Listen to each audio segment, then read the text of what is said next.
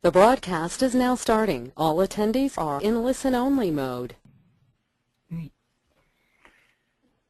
Good afternoon, everybody. This is Lynn Dwyer from National Fish and Wildlife Foundation, and joining me on the call is John Wright from National Fish and Wildlife Foundation. Welcome to the Greenpoint Community Environmental Fund Large and Legacy Grant Applicant Workshop and Webinar. We're in the webinar portion of this. We've had 2 workshops earlier this week, and a lot of participation by teams of people that are working on these proposals, so we're very excited that you've started to move so enthusiastically forward. I want to go through some quick rules of the road for the webinar, and this will sort of guide us through the webinar process.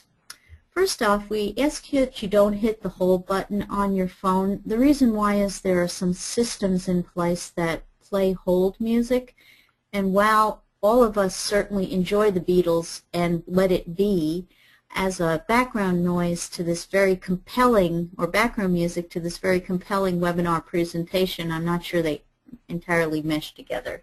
So if you would avoid hitting your hold button, we very much appreciate it. The way we're going to handle questions, what you do is you input the question into the question box on the control panel, which appears on your screen. And at the end of each section of the webinar, we're going to repeat your question to the group and then respond. John Wright will be managing questions throughout, so he'll give me the question, and then perhaps John and I will both respond, as we're quite familiar with the elements of the program as well as easy grants and the other types of questions that have been coming up. So input your question into the question box on the control panel. At the end of each section of the webinar, John's going to repeat your question to the group, and then I will respond, or John and I will respond. If you're having a problem during the course of the webinar, also type it into the question box on the control panel. We'll try to resolve it during the webinar to the extent we can. I'm going to quickly go through the workshop agenda, but I did want to let you know right up front that we do provide you with fairly significant amount of information and detailed information. As a result, sometimes it's a little hard to capture everything or understand everything as fully as you'd like, so we're going to record this webinar. It's being recorded right now. We're going to put the PowerPoints up and the recorded webinar on the GCEF Fund webpage, so you can look for it after the fact. So, workshop agenda for today. Introductions. We're going to discuss some important reference documents that you may find very useful for preparation of your full proposal for the Greenpoint Community Environmental Fund. I'm going to give you some sense of how to get help in any element of this process. Just go over some of the Greenpoint Community Environmental Fund priorities. Discuss the grant performance period, important dates like when things are due, the evaluation factors that we're going to use to look at proposals. We're going to go into some depth in the application narratives, look at the online system, go through the list of required documents, and look at some of the Easy Grants online pages. We're not going to do a lot of background on the Greenpoint Community Environmental Fund, etc., because you went through some of these workshops earlier, and we felt it would be more useful for you to have a nuts and bolts approach. So that's the goal of what we're doing today. Introductions. As you know, the General Administrator manages the day-to-day operations of the Greenpoint Community Environmental Fund on behalf of the state, and the state is the New York State Department of Environmental Conservation and the Office of the Attorney General. I am the primary day-to-day person for the National Fish and Wildlife Foundation, Lynn Dwyer, and then the on-the-ground person in Greenpoint, who is your day-to-day representative, is Philip Dabrowski, who is with the North Brooklyn Development Corporation. So we're your touchstones for a lot of questions or any other issues or things you just want to tell us about Greenpoint Community Environmental Fund. We're very happy to assist at any point in the process. Now, all of you have received the GCEF full proposal invitation packet. And that has a lot of important reference documents. And if you happen to have that with you today, you might find it very useful to have it in front of you during the presentation, just so you can reference it and look at it as we go throughout. And some key components of the full proposal application invitation packet are the evaluation criteria, the large and legacy grant application tip sheet, the full proposal narrative template, the data quality assurance and quality control narrative template, and all of these have been sent to you, but they can be found at www.gceffund.org on the How to Apply page if for some reason you lose the email or the packet. John, I'm hearing some white noise in the background on the webinar. Just thought I'd mention that to you as we're going on. You are hearing some? Yep, I'm hearing some. Oh, it disappeared, so I'm not exactly sure why. Yeah, I don't know. Okay, well, hopefully it won't, it'll still be very audible for everyone. Yeah. If you need help at any point in the process up to the application deadline, or just have general full proposal feedback, or you have questions for us, you can contact the GCEF Community Liaison, that's Philip as mentioned, and at gceffund@northbrooklyn.org, or 718-389-9044, and that's extension 15, or you can send me, lynn.dwyer@nifwif.org, 631-627-3488, questions or feedback or anything you want to share with us, or you have problems, we can certainly respond to it. Using the Easy Grants online system, we have a dedicated person on a 9-to-5 basis who you can contact, John Wright, who's actually helping me with the webinar today. John is quite good at using the Easy Grants system, solving problems, and has become quite beloved among applicants around the country for his excellent technical support related to Easy Grant questions. We also, and I'll point this out during the presentation about the different web pages, the pages within the application that you work on, that there you can always send an email to easygrants@nfwf.org. There's actually someone there between 9 to 5 as well. It's not real time, someone doesn't pick up the phone or immediately answer the email, but I can say that this individual does respond very quickly. So John or easygrants@nfwif.org should help you. Also, sometimes I know folks are working on their proposals at night, so you can either send John or the easygrants@nfwif.org an email. And then general questions. You're more than welcome to contact the GCEF Fund Community Liaison, again Philip at the North Brooklyn organization, and I provided you with his contact information, and it's in your packets as well. Okay, sorry. Come on. It's refusing to, just a second. God. Okay. Okay. Come on. Oh, there. Right? You pound on things enough. Sometimes I feel like throwing my computer out the window. I don't know if anybody else feels that way. Let me just quickly go into some GCEF priorities. It's very important to remember that the projects must be environmental benefit projects. And those are projects that result in improvement, restoration, protection, or reduction of risk to public health or the environment, and that address areas of environmental concern to the community. And there are many areas of environmental concern: ground and surface water quality, air quality, toxic pollution, open space. All of this information is up on the website and about the type of community priorities that emerge from the community process that help develop the grant program and help develop the request for proposal. But I must remind everyone that the central purpose of this particular program is in part to remedy an environmental harm that was suffered by the Greenpoint community. and thus the projects must result in restoration, improvement, protection, or reduction of risk to public health or the environment.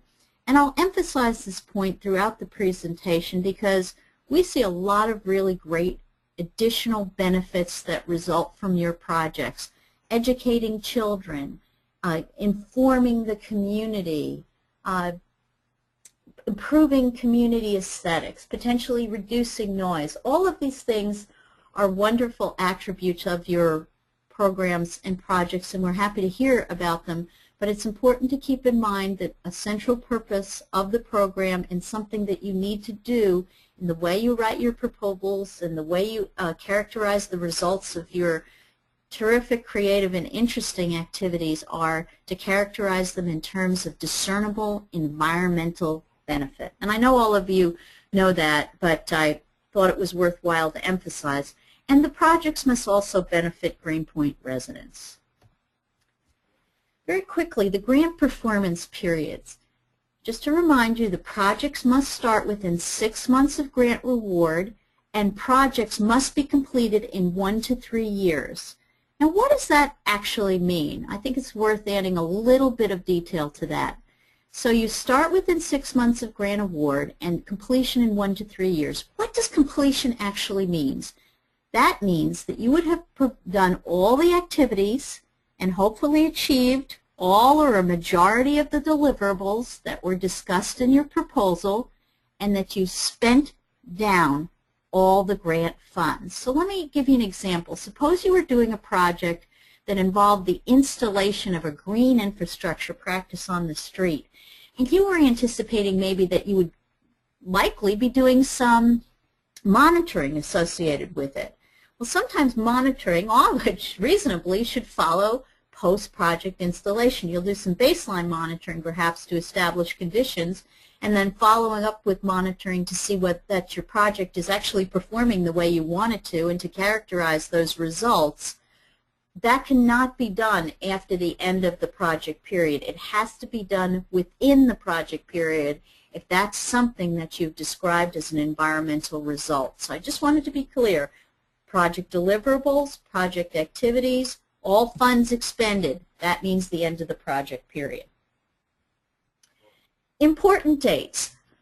Full proposal submissions are due via Easy Grants online system, no hard copy proposals, on Thursday, July 31st, 2014 at 11:59 p.m. Eastern Daylight Time.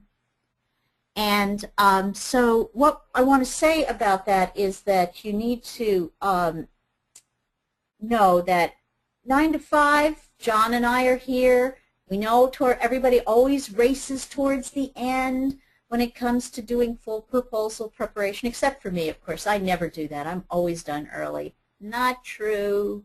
John can tell you that. Say you run into a problem at 6 o'clock or 8 o'clock at night. Unfortunately, we won't be able to be there to assist you. So if you are working up to the deadline, and it's good to collect your questions and get them to us before 5 p.m. on that July 31st deadline. No applications will be accepted after that day and time. And I want to emphasize that all proposals submitted must be consistent with the corresponding pre-proposal submission, and most important, also equally important, complete. That is, all required uploads are in place at the time of submission. So that means the programmatic elements of it, like your budget and your project location information and your narratives, but there are a variety of administrative kind of / financial documentation that you will be required to have uploaded into the system at that point in time for your proposal to be considered complete. And just FYI, we plan to announce the awards in December of 2014. So just FYI for your information. So please make them your proposals complete, and I'll be discussing in more detail later on in the webinar about the elements of a complete proposal. Now, before I move to the next section of the webinar, I'm going to check with John to see if you have any questions about anything that we've presented. This is sort of the easy stuff early on. John, anything that's come in? Nothing so far. Okay, great. All right, folks, I start with the evaluation factors because I feel your pain. We write grant proposals at National Fish and Wildlife Foundation as well as review them. And I like to think of this presentation from both the perspective of how grants are reviewed and how grant applicants actually put proposals together. And one of the key factors that's worthwhile, it's a little discipline I use myself when I write proposals, is I always look at the evaluation factors, and after I've written my narrative and I've written my budget, and I almost do like a little check off. Okay, did I answer the question about environmental results? Have I clearly laid out my work plan? How does my budget look? Do I have my communication plan in place? So I emphasize these evaluation factors because you'll see in the narrative template, the written narrative template that you need to put together, it's actually key to these evaluation factors, and these are the standards by which we evaluate your proposals. So I've given you the short version of the evaluation factors here, and I want to emphasize their value to you and their usefulness in terms of preparing your proposal, and for you to understand this is the way your proposals will be reviewed by what is called the Independent Review Committee. And these are folks that are doing technical review of your project proposals. They're subject matter experts. They have no relationship to the program. They don't benefit from the program. They're just the technical people that review your proposal given these evaluation factors. So as you can see right at the top, we have 35 points for environmental results. Secure one or more of discernible environmental benefits for the Greenpoint public. And there's some additional qualifiers and descriptors of environmental results, but you can see we're saluting our own flag, which is environmental results. Environmental benefits must come as a result of your activities, planned activities from your projects. The next thing that's very important and highly rated on points is your work plan. Is it technically sound and feasible? Does it set out clear, logical, and achievable work plan? And we'll go into more detail about a work plan, what might be involved and what might make up a technically sound, feasible, clear, logical, and achievable work plan. The budget's also important, cost-effective, reasonable, leverages other partner contributions. We can talk a little bit about match a bit later. Communication, 5 points. What's your plan to communicate information to the Greenpoint residents and other appropriate audiences? You're doing great project work. It's very interesting. The public's quite interested in these projects. I was at the Grow Green event last week in Greenpoint, and I had just a lot of the general public walking up, looking at this list of small grant proposals and wanting to know what's next, what type of things will be occurring. They have concerns about the environment in their community. They're interested in potentially volunteering. They're interested in seeing your on-the-ground work. So your communications plan is one of the ways that you make your proposal compelling. Other evaluation factors. And these are bonus points. Additional points may be awarded to those projects wherein the applicant or project partners will provide significant cash and in-kind contributions to match the grant. Now, as you know from the application packet and the earlier request for proposal, these match contributions are not required. They're just encouraged. We don't want this to necessarily be a barrier to your application for a really good proposal, so we're putting the encouraged element on it. So you're not going to be marked down if you didn't have match at 1-to-1 or match at all, but you could potentially get an extra point or so if you do have match. So for large grants, a match of 1-to-1 is encouraged. And for legacy grants, because we would potentially be investing a more significant amount of the funds, match of 2-to-1 is encouraged. And for any city agencies that are participating in the webinar, and you're seeking grants, we're encouraging you to maximize your match. I say this because think about the value of what Match really is. Match tells us that you have good partnerships that may be able to help you implement or even sustain this project moving forward.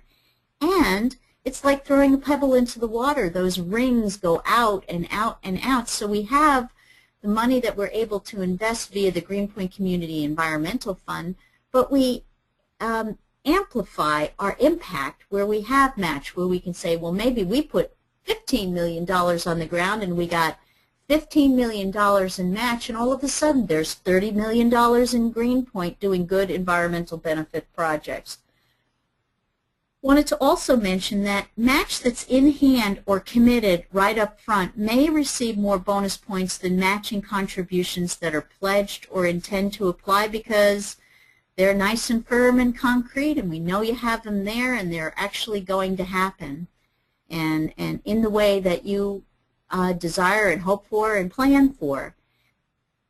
Now, for folks that are actually maybe collecting their match over time, perhaps you have a group of Boy Scouts that are going to help you implement your project on the ground. So they're pledged, but you don't really have them in hand because the Boy Scouts are going to be doing it during the life of the grant. That's fine. That's a great form of match, and you're going to want to provide a little bit of a description of that in the match section, and we do highly value it. But don't worry if you don't have it in hand at that point in time.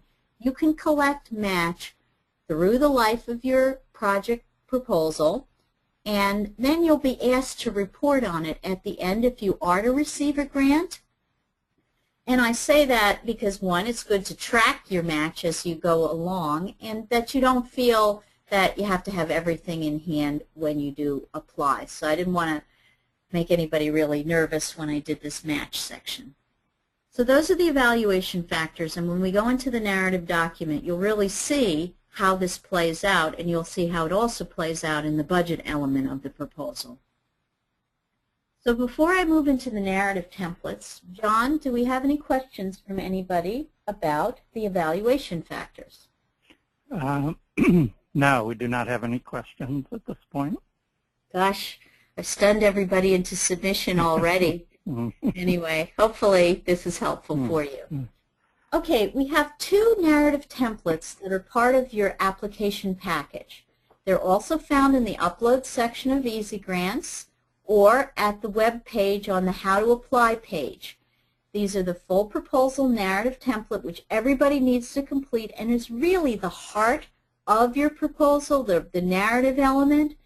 And in the case where you're collecting and analyzing data, you would be required to complete the quality assurance, quality control narrative template. And the parameters for folks who need to fill out that QA/QC narrative template is in your application package. After narratives are completed, you then upload them into the Easy Grants online application, and you're ready to go. Now, I always say your narratives need to hang together with your budget, and so for me, frequently I write the narrative first because it really helps me identify the elements of my budget. But if you're saying something in your narrative, it's got to play out in the budget, and that's something we'll go into in a little bit more detail. So now we're going to jump right into the narrative templates. Now, for the folks that are more visual, you could open up your application packet, and I believe the full proposal narrative is on page 7, and the quality assurance, quality control is a couple of pages later, 12 or page 14. The narrative templates. It's very important that you read the questions and respond to the questions. I know how exciting it is to have a project that will address some broader national or regional issues: poor water quality, climate change, the need to educate and engage young people as stewards. What we see frequently in proposals, and I'm sure nobody who's on this call would ever do this, but a lot of times people start from almost too high a perspective and go into a lot of detail describing the nature of the problem nationally and then regionally. And finally, they get to then they get to the objectives of their project as it relates to delivery on the ground in Greenpoint. I think it's really exciting, some of the things you're doing. And if you'd like to characterize your specific objectives of the project and how they're going to protect, improve, or restore the environmental media of Greenpoint for the purpose of public health and the environment in Greenpoint, that's fine. But I'd like you to focus as much as you can on the specific objectives of the project and their deliverably within your project period and in Greenpoint, because those are the factors that you're going to be evaluated on. And if you have all the other attendant benefits, you can describe them in your objectives, but keep it as specifically as possible to the objectives of the project, how they result in an environmental benefit in Greenpoint, most specifically. Environmental results. We're asking you to list and quantify the primary environmental benefit of the project and the project's benefit to the Greenpoint public. Again, you may have environmental results of regional or national impact. I've certainly seen a lot of very interesting proposals come out of you, but it's very important to make sure that, one, your activities and results are logical, that what you're doing, your activity is, and then there's a logical result that comes from your activity in Greenpoint and to the Greenpoint community. So let me give you an example of this. We'll see proposals, and someone will say a major activity of our project is to develop a documentary, and this documentary is going to discuss, how the project was developed and deliverable, and maybe show some of the results of the project, pre and post. Maybe you're installing something, and you're gonna look at it pre, and then afterwards look at all the wonderful things that have come as a result of this. And then people will give us environmental results like, as a result of this documentary, more people will vote in Greenpoint. Well, that's not absolutely logical to the activity that you've described. It could happen as a result of this documentary, but something that might reasonably occur within your project period that is very referenceable to the activity of the documentary is you might be using it to recruit stewards as a result of doing this documentary to work on your project site. So that's nice and logical. Do the documentary, use it to recruit stewards or active volunteers to help you sustain the project into the future.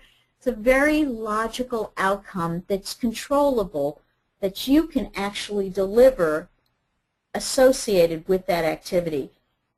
Unless you're actually running a voter campaign as part of your activity, the result may not be people viewing the documentary that they're going to vote or they're going to take a specific action.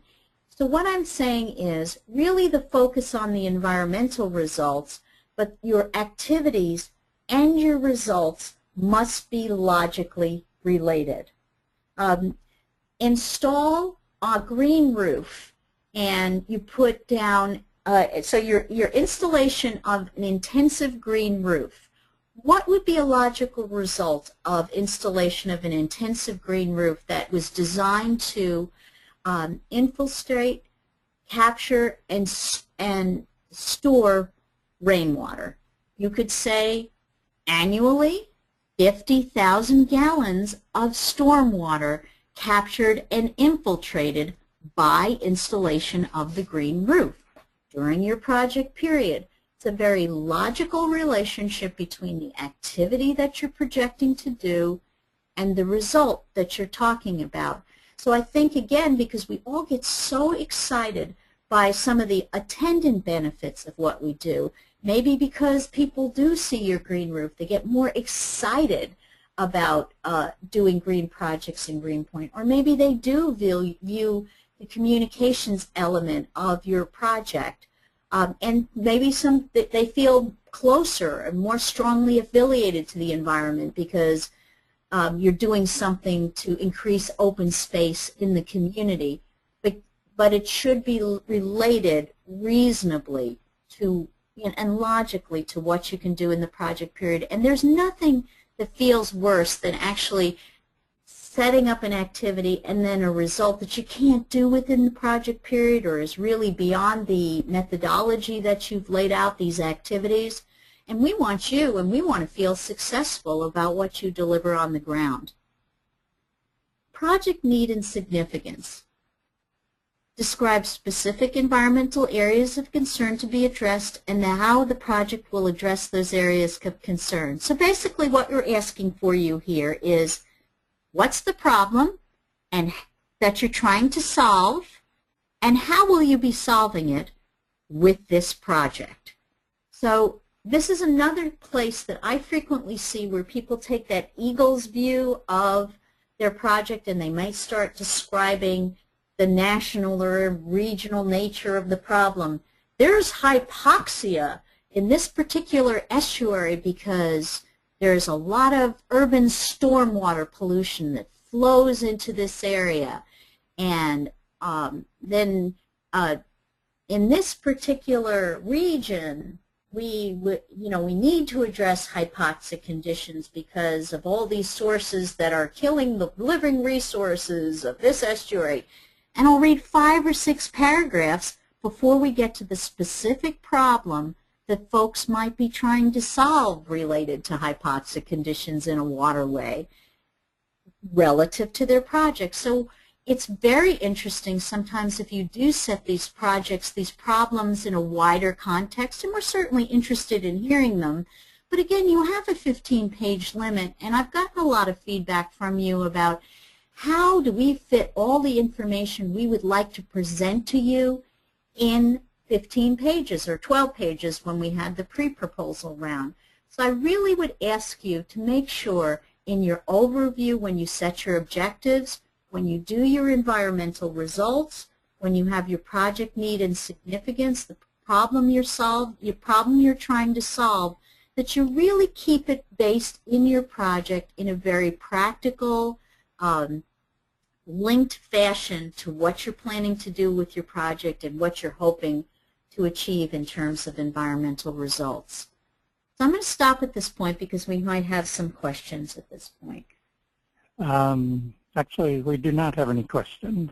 Okay, great.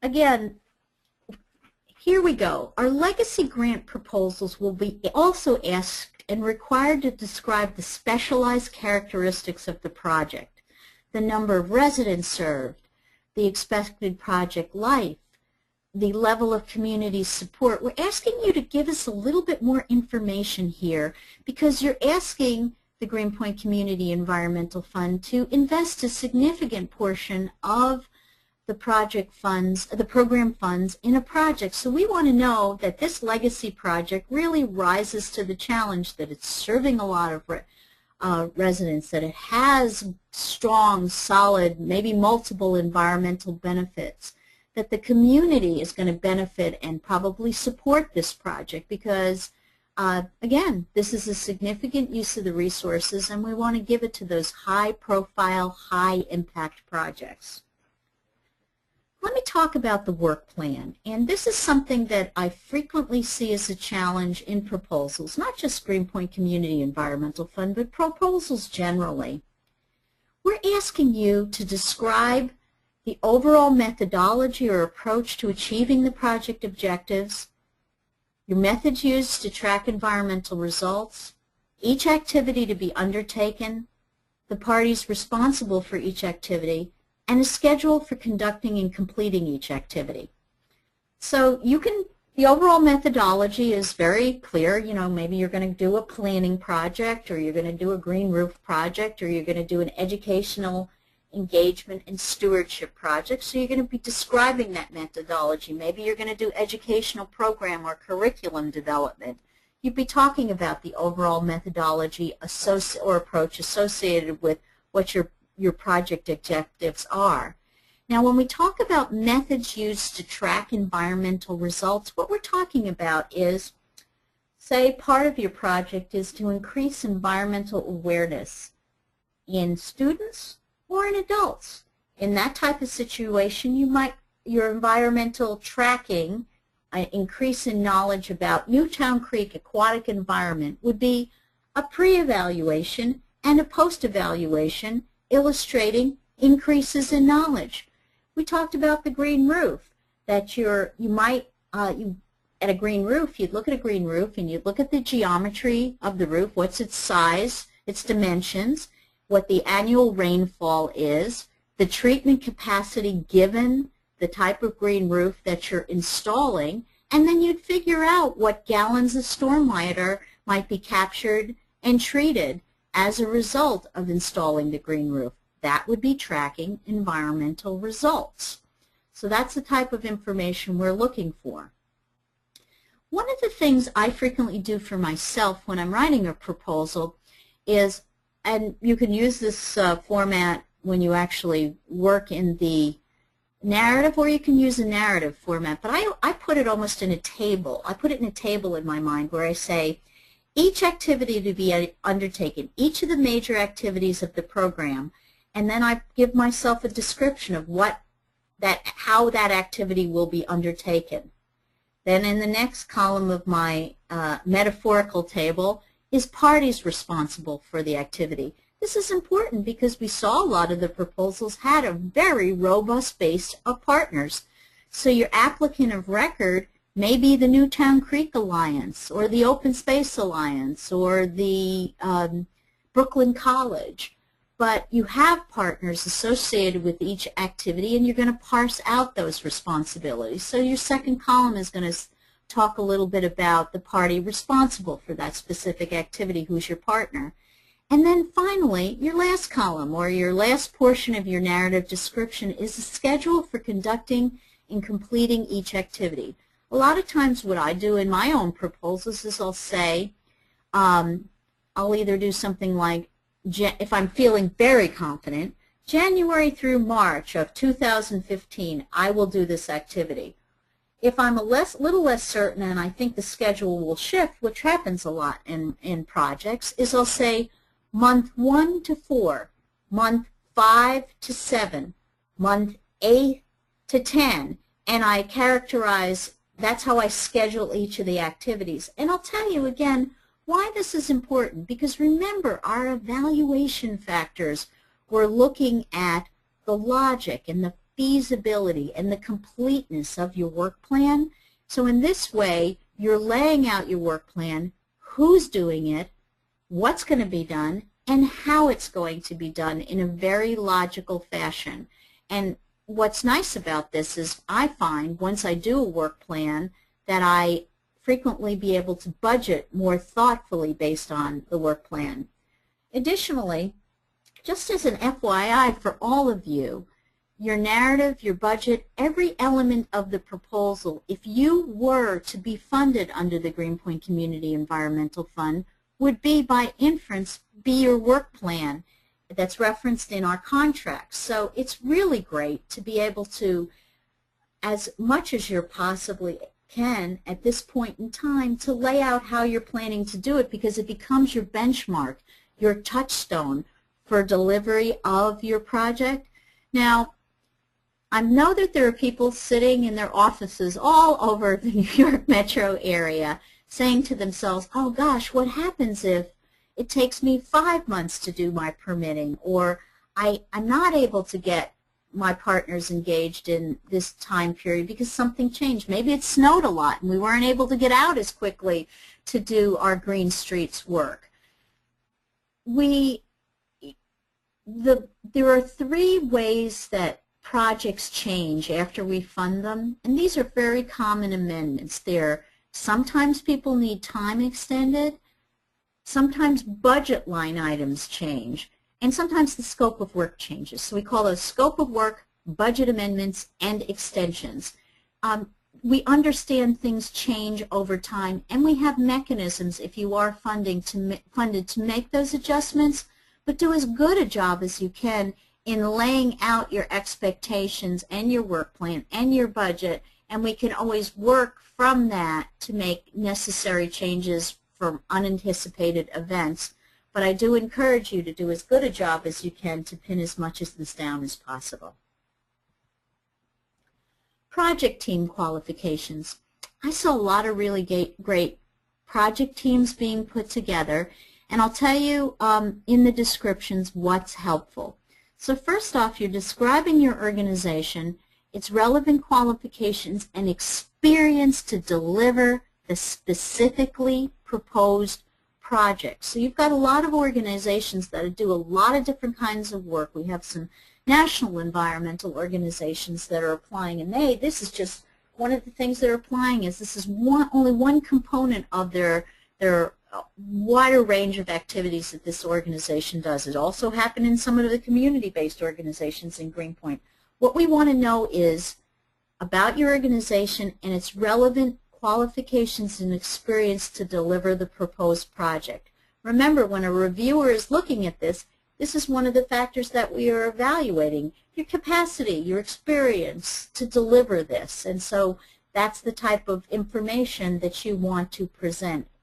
And I know there's lots of exciting things that groups are doing, but again, we're working against those evaluation factors, and you want to make as powerful and compelling a presentation as possible. And again, you have a fairly small number of pages to do so. And then, again, the roles and responsibilities of all key participants and their qualifications and experience to deliver projects. So let's say Lindwire has experience in delivering farm stewardship projects in the Monterey Bay National Marine Sanctuary to improve water quality and habitat conservation values. Her responsibility in this project will be to do one-to-one farmer outreach using incentives from the U.S. Department of Agriculture.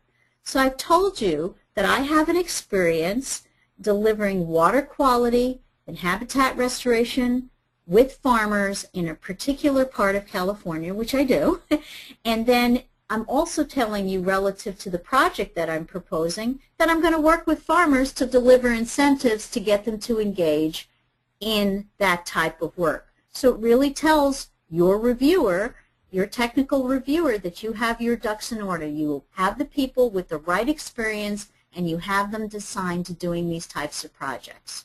Work related specifically to the activities, the major activities that you've outlined in your work plan. You see how this all begins to hang together. Partnerships. We want you to describe all the project partners and their specific role in the project, just like you did with your project team qualifications. And then if you could also address some of the anticipated level of community support for the project. You might want to say something like, suppose you were doing something to expand the amount of parks and open space in Greenpoint.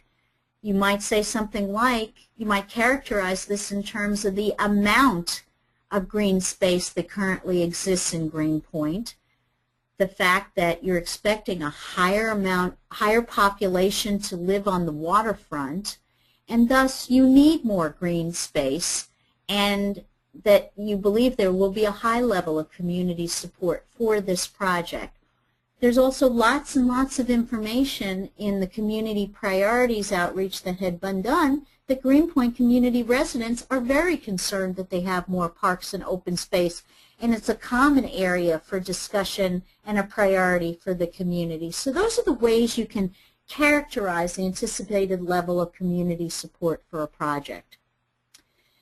In your communications section, and we lay this out in a lot of sort of A, B, C, D fashion, and it's very important to kind of address it in that way. You want to talk about the communications, the communication tools to be used to deliver the information related to the project. Websites, signs, other social media tools like Twitter, community events, technical forums, brochures. What are your communication tools that you're going to be used to deliver the information related to the project, the type of information that's going to be communicated? We're not asking you to draft up a brochure or a sign because you don't necessarily know the content of it at this particular point in time in a great depth of detail, but you could say, we're going to, on this sign, because we're doing an air quality project or an energy reduction project, we're going to have a sign that talks about the need for energy reduction and greenhouse gas emissions, and maybe we're going to make a recommendation on that sign that people can take specific actions, you know, or just whatever. Just give us, or this signage is because we're doing something along Newtown Creek and we're going to install a sign on our location. We're going to tell them about salt marsh restoration along Newtown Creek or water quality. You don't have to get into all the specific details, just to give us a general sense of the type of information that's going to be communicated. And then also your audience. The audience most important for this program is the Greenpoint public or key partners in Greenpoint. And then generally, because you're doing such exciting and interesting projects with potential regional and national impact, perhaps you're going to be reaching out to folks from universities or other community-based environmental organizations in the Metropolitan Waterfront Alliance in New York City. Those are audiences that might be interested, so you need to define your audience as well. Okay, John, I'm going to stop at this point. Do we have any questions about preparing the narrative? We do have one question from Lois Hoffman. And her question is, may we submit an actual work plan, chart, or table rather than a narrative work plan? Yep, if you want to do it that way, Lois, and you think you can get the information you need in it, you can format it whatever way you want. You just have to keep to the page limit and respond to the question, but you want to do it that way, that's fine. Okay. That was the one question we have. Okay, it's really up to you. You know, I just did a proposal recently with another colleague of mine. We actually talked about doing it in the table format, and then the narrative was written so well, we're actually revising this proposal, that we just went with the narrative format. It's whatever you think is the best way for you to respond to the questions fully. Okay. Does your project involve the collection or use of environmental data? If you are doing that type of project, if you answer that yes, you will need to complete the quality assurance and quality control narrative template. Now, say this is sort of a general discussion of how you're going to approach the various elements of your quality assurance and quality control.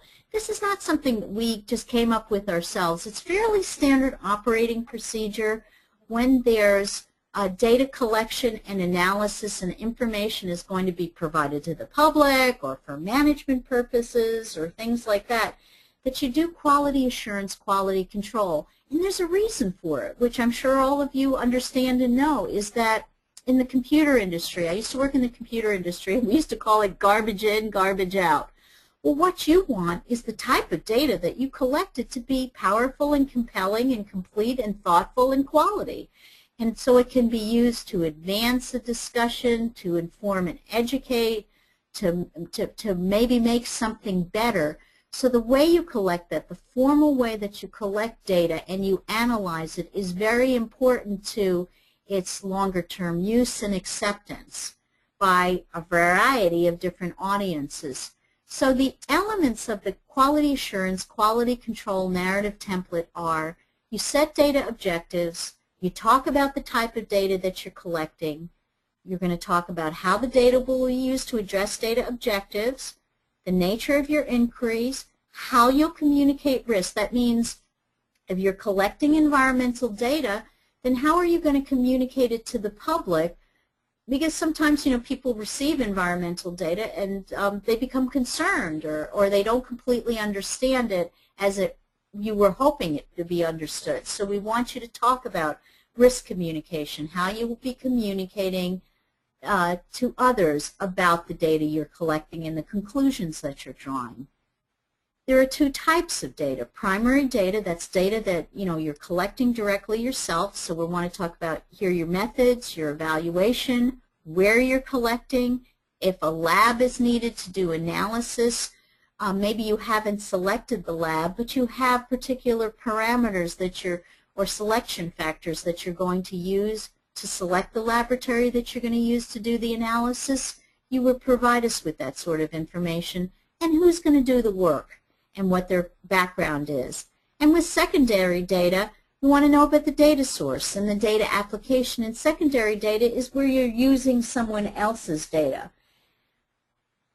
We also have another document which we've recently done where we talk a little bit more generally about setting data quality objectives and all of these factors in more detail. And we provide a template of what's called a quality assurance project plan. Now you would be required, if funded, if you're doing data collection, to ultimately prepare the quality assurance project plan. We use the EPA standard for they're called QAPs, for our QAPs, and we can provide you with both the further guidance document and the template QAP to give you a sense of what, if you were funded, you would need to prepare. But I'm just mentioning this. This is a potential narrative for folks that need to do QA/QC because they are collecting and analyzing data. Now, for you folks that are just working with kids in schools, and maybe you're using data collection as a tool to teach kids the scientific method, nobody's really going to use the data to inform management or the development of a tool or you know, to draw conclusions about the status of environmental media, then that's not a situation. You need to do a quality assurance, quality control plan. But if you have any questions about whether you need to do it or not, we can have that discussion and we can talk about it a little bit and I can give you some feedback on that. Okay, I'm going to move into the online system at this point. John, are there any questions? No, I just have a general one that I answered and sent to everyone about getting a copy of this presentation. So. Okay, great.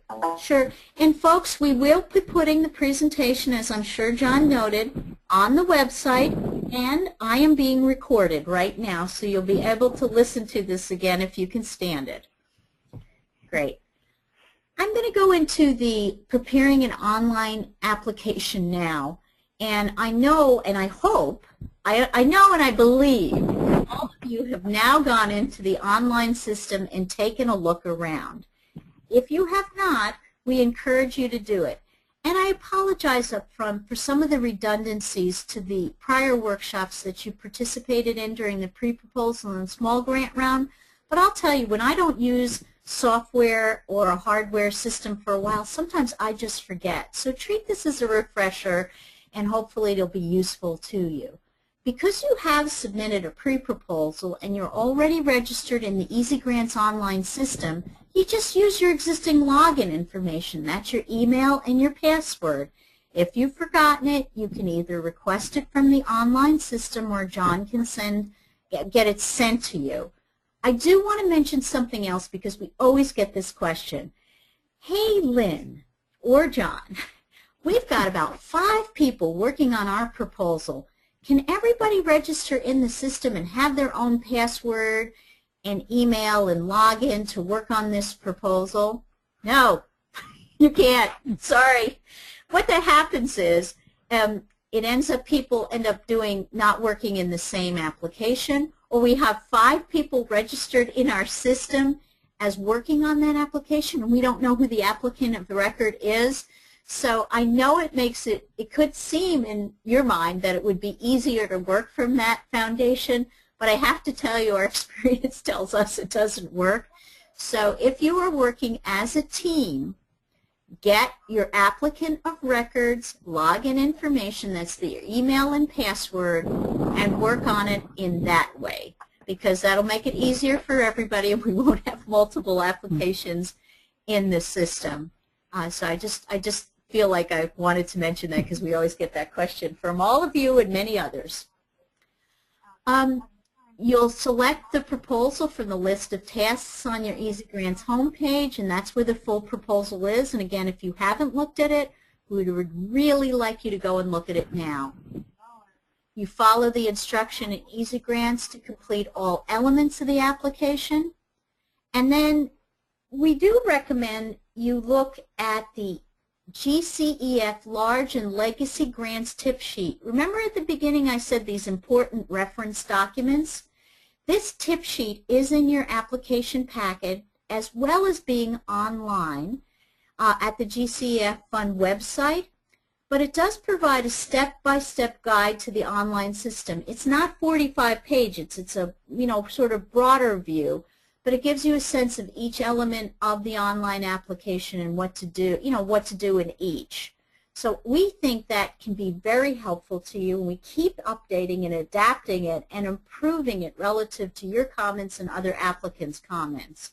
And the other thing that's great about the tip sheet is it does provide a list of your required documents for upload into the online application, which signals a complete application. So as I noted, the applications must be complete at the time of submission. It's really nice where the tip sheet not only lays them out, but tells what kind of entity needs to upload them and how to upload them, and if you're not that type of entity, what to do in that circumstance. And I'll talk a little bit about that in more detail later. And so again, the list of required documents and the step-by-step guide to the online system, and then some frequently asked questions.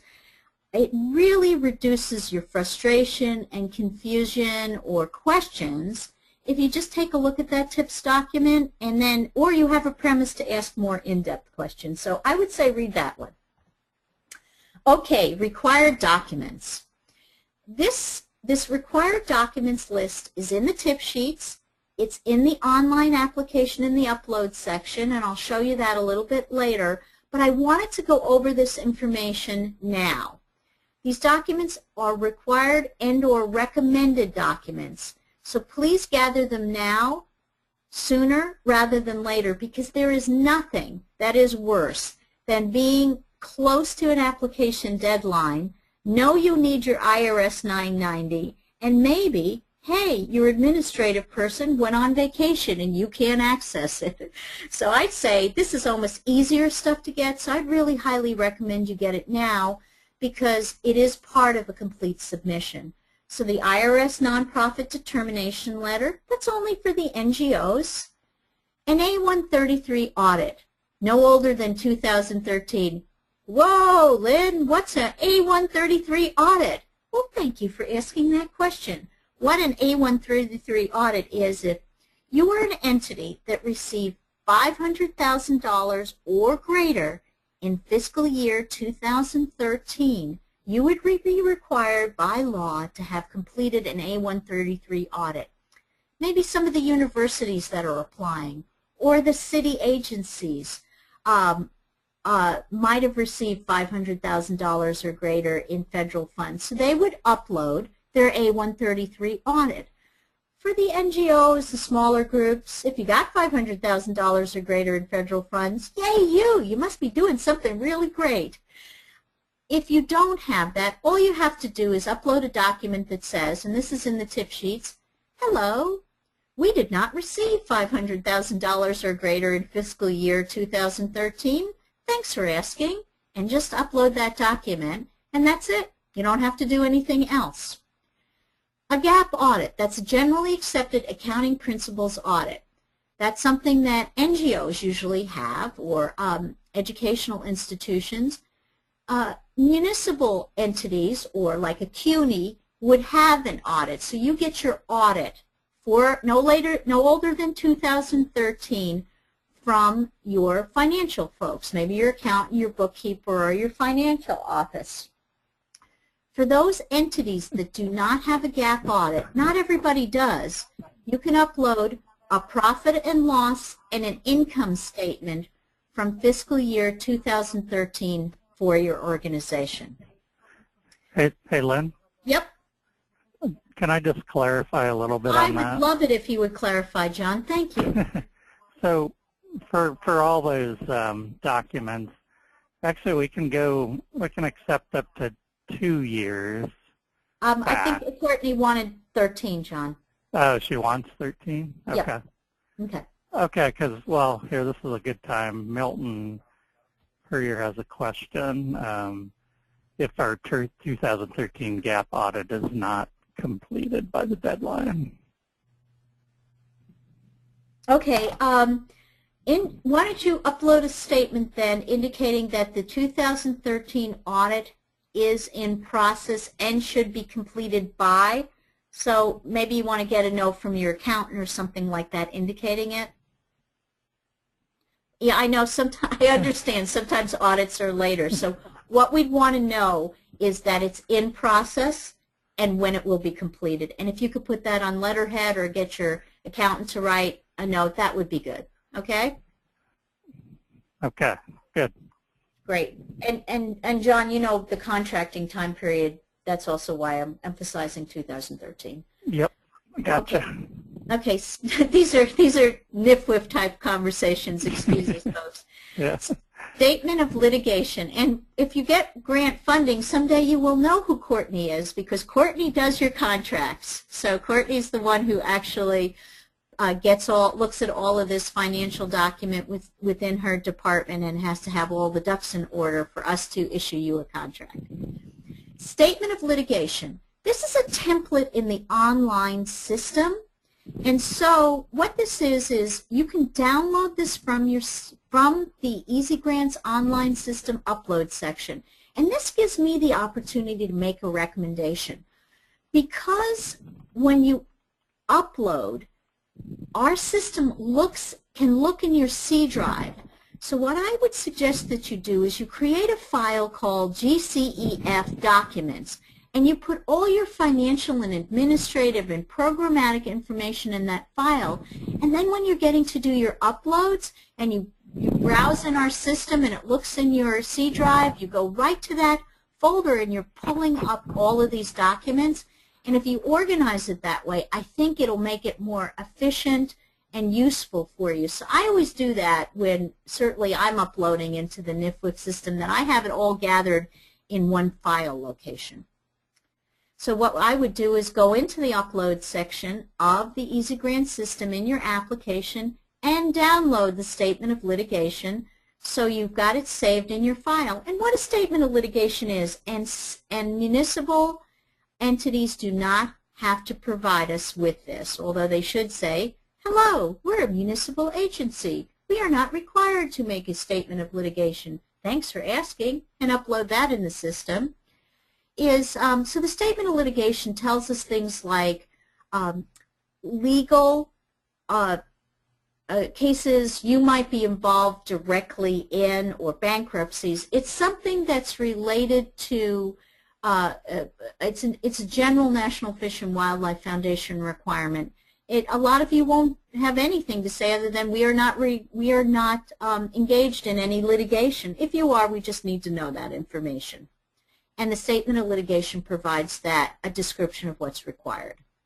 Okay, why did Lynn put this in yellow? There's a reason. While I said it's important to gather and useful sooner rather than later, there's a couple of documents that seem to take more time for folks to get. So that would be the State Certificate of Good Standing or Certificate of Existence. It's known by both names.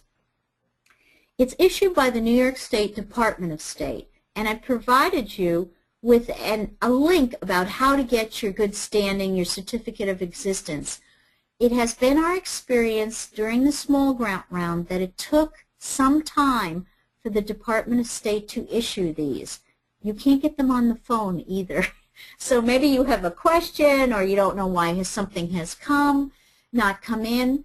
You want to give yourself more time rather than waiting till the end to get your Certificate of Good Standing or your Certificate of Existence from the Department of State, because we've seen things like people don't send the exact formal name of their organization to the Department of State. Say it was one of the Audubon chapters and they said Audubon, New York. The Department of State would reject that inquiry because I believe their formal name in registration in New York State is National Audubon Society.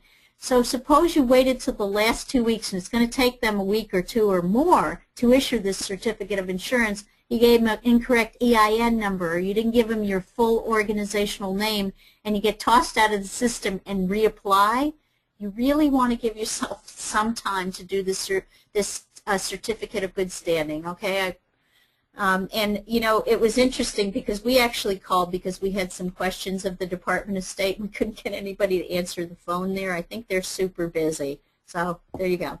Certificate of insurance. Again, what you need in terms of broadly insurance to conduct your project. Now, some of you, it's going to be a little easy. It's kind of a $1 million umbrella liability policy, and we give you sort of a general sense of the parameters of the certificate of insurance.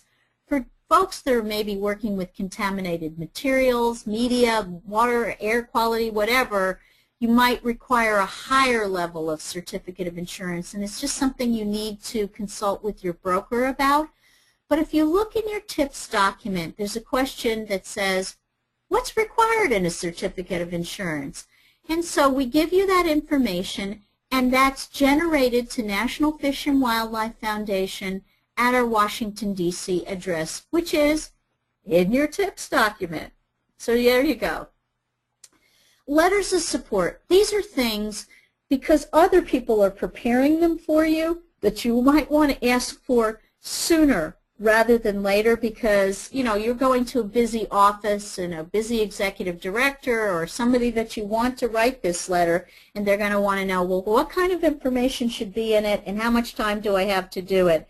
And maybe you're going to give them a little template suggestions, but they're going to prepare the letter. So it's always good to ask sooner rather than later. And the types of things we're looking for in those letters of support would be perhaps you can illustrate a really good level of community support. You know, if you've got this key community-based organization that represents a lot of interest in Greenpoint, and if they say that there's a lot of people interested in the results or activities of this project, that's a great thing to hear. Or you would, somebody's materially participating as a partner. Let's go back to our Boy Scouts. You've got a great group of young Eagle Scouts that are going to work on your project from a troop. So we would want a letter from the troop saying, yes, hey, we want to work on this project and we're committing our Eagle Scouts to be involved in this activity. Those are good things because it reinforces that your partners are formally engaged with you. But again, these tend to take a little bit more time to get, so ask for them sooner than later. So letters of support, certificate of insurance, certificate of good standing, those are important to get. Now, many of you either manage or own the sites that you'll be working on. But if you're working on a public site or a private site and you need to, you know, permission to actually work at that location, say you want to work in a New York City park or at a street end that is managed by the Department of Transportation in the city, you would need to get a permission letter indicating that you have site control, that you're able to go and do the project on the site, that you have permission to work on the site. This doesn't mean if you're taking kids out for a field trip to the Jamaica Bay Wildlife Refuge that you have to get permission from the National Park Service to let the kids go out on a field trip. But suppose you were at that Jamaica Bay site and you plan to put up bird boxes. You'd have to have permission to put the bird boxes up by the entity that owns that site. So the landowner permission letter is very important for you to get, and to get sooner rather than later. Map or spatial template. You can do it either way. You can do a Google map with a point on your site where you'll be working, or if you're working broadly in Greenpoint, pick some central location in Greenpoint and put your little Google map pointer in place. There's also something called a spatial template, and that's another thing that you can take from the upload section and download into your file in your C drive, and all we're asking for is your latitude and longitude of the site where you're working. So maybe you're working at a school, the latitude and longitude of PS 110. If you're working broadly within Greenpoint, you'll be able to state that in your project location information. Pick a central representative point. Maybe most of your work is occurring on Newtown Creek. Then put the point in the middle of Newtown Creek or on its banks. Let me talk about photos. These are not required, and we don't really want more than 3. And I'll tell you why, because these applications, and you've seen them, they get very long. And it's nice for the reviewers to see if you think it's reasonable and a photo is very representative of a problem you're trying to solve or an opportunity. Again, you don't have to upload these, but we don't want more than 3 because looking at more than 3, it takes a lot of time, and I personally always try not to annoy the reviewers. And when you have to go through a 20-page document, 15 pages of narrative and an in-depth budget, you don't want to hit them with too much additional paper. So again, maybe you have a photo, one picture representing 1,000 words. Maybe you have something that characterizes the site degradation that you're really trying to deal with. In that circumstance, you might upload a photo. If you don't have a photo related to your project, no problem. So these are your required documents. Okay, John, I'm going to stop for a second because I'm about to dig into Easy Grants. Okay. All right, great. Okie doke. All right, folks, there are these narrative templates that you're working on, and where you do this is in the online system. Now, I know some of you have done the small grants, so this is old news for you, but folks that haven't done the full proposal via a small grant, then what you've got here is you're getting into the weeds in terms of the narrative, giving us more information than the pre-proposal, and getting into more depth in things like laying out the components of your project in terms of budget, etc. And this is all done via the online system. So they're like modules, they're components, elements of the online system, and that's what I'm going to go through really quickly right now. And I want to thank the Brooklyn Public Library because I was able to use their contact page to illustrate an important point. Your applicant of record, our system already populates what is called the contact page from your pre-proposal. So isn't this great? The Brooklyn Public Library, the contact person, all of this already appears and has been drawn from the contact page that you filled out during the pre-proposal round. Doesn't get you off the hook, though. What I want everybody to do is take a look at that again, because we've seen project managers change. We've seen some errors where while you may be the project lead, you're not the fiscal sponsor on the project, so the applicant of record needs to be the fiscal sponsor. You can put your name as the contact person, you just can't put your organization because they are not the applicant of record. They're not the people who are submitting the grant on your behalf. So I encourage you strongly to make sure that everything on this page is correct and accurate and to make any changes. John, any other thoughts on that? No, none right now. Okay, so again, this is an easy one for you. It really is populated, but make sure it's correct. So, and easy stuff. What's your web page? What's the email and telephone number of your contact? What's the person's name? And this is what, when we run our spreadsheets, this is how we get in contact with you as well. So that's why it's also important to be correct. Okay, project information page. Grant amount being requested from NIFWIF. You'll see the first green arrow. I always emphasize this. So say you're asking for $100,000 from NIFWIF, from the Greenpoint Community Environmental Fund. When you do your project budget, if you said in this line you're requesting $100,000 and then in your detailed project budget you put $100,000 and 3 cents, guess what happens? John, tell them what happens. You will not be able to submit your proposal. And you don't want that to happen. So what we ask you to do is make sure that what you're requesting matches your budget detail, because it's the kind of little doodly squat detail that can make you really crazy on that last day when you're applying. Why is this not so fitting? And it actually tells you this in the Easy Grant system, but we like to mention it because it's an easy error to make. Then you also indicate your matching contributions. And again, you don't have to have them all in hand, but you will be held to whatever match you say you're going to offer to the Greenpoint Community Environmental Fund if you decide to do that. Encouraged but not required. You may end up with match that takes a different form by the end of the project. That's okay, as long as it's relevant to the delivery of the project. If you have more in-kind match and less cash match, we don't care, as long as you meet that total. And of course, you're going to be tracking your match over time. Grant start date and grant end date. As I noted, it's when you're going to do all your activities and when you're going to spend all your money. So 6 months of award notification, and you have 1 to 3 years to complete.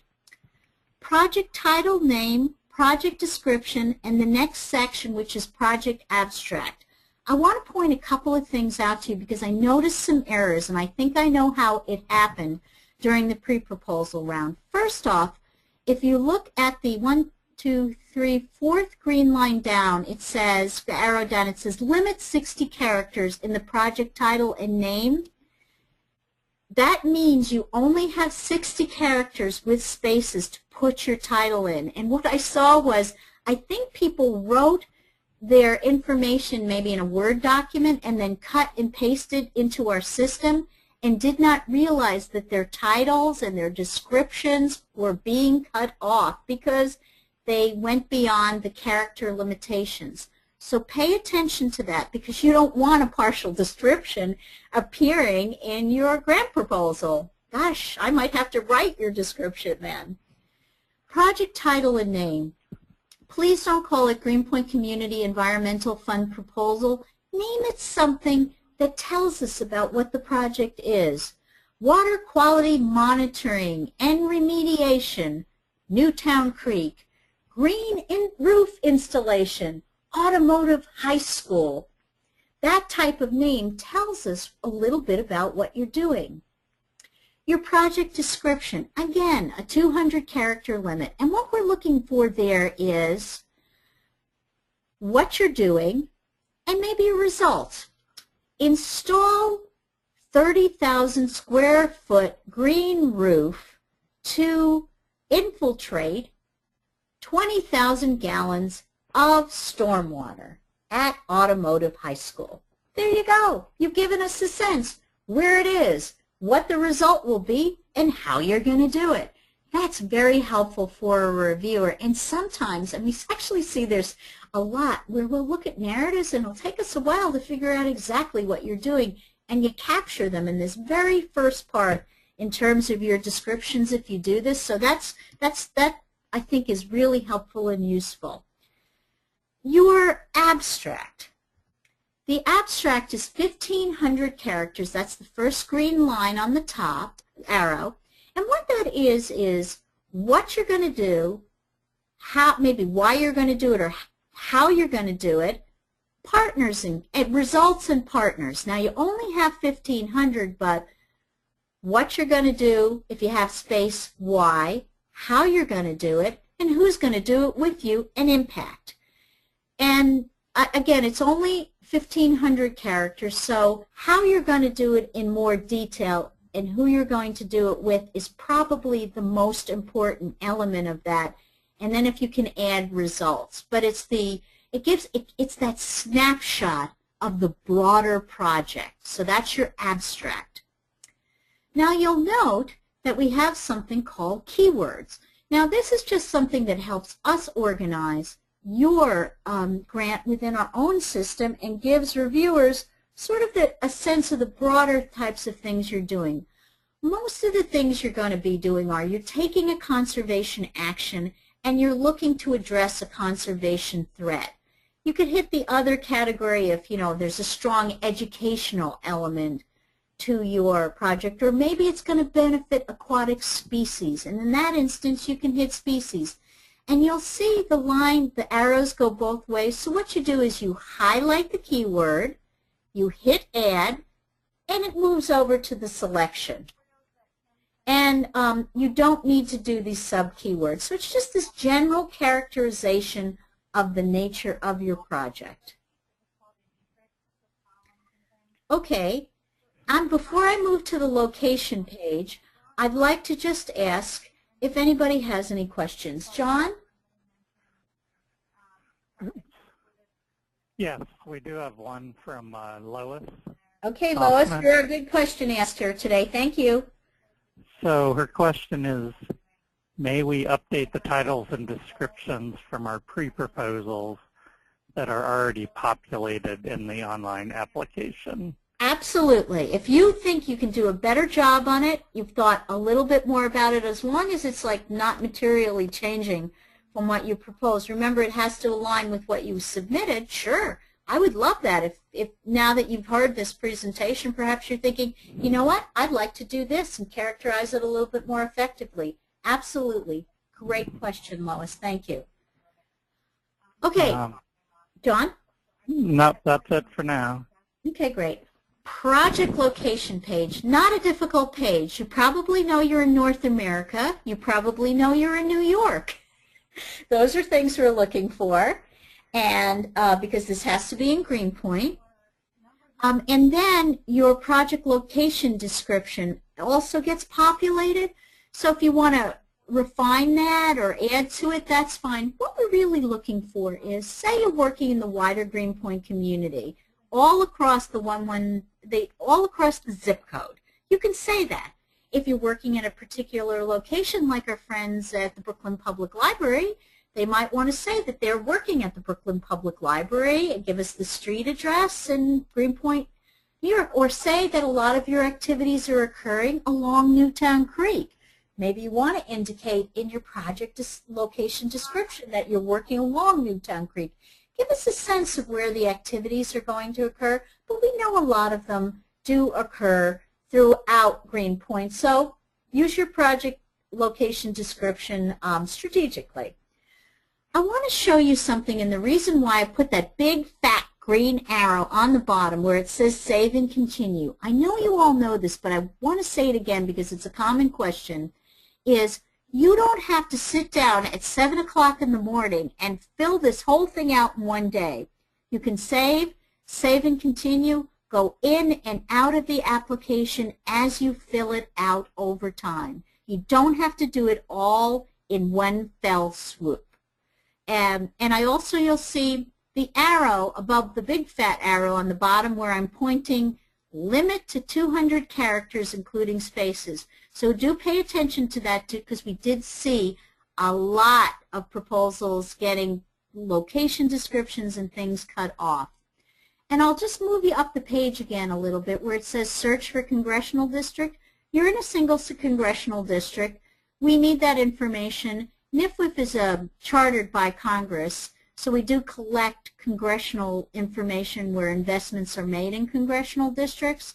And hey, it's also nice when we can let the local congressperson know that there's been an investment of funds in a really important project in the district. So it doesn't hurt anybody for folks to know this.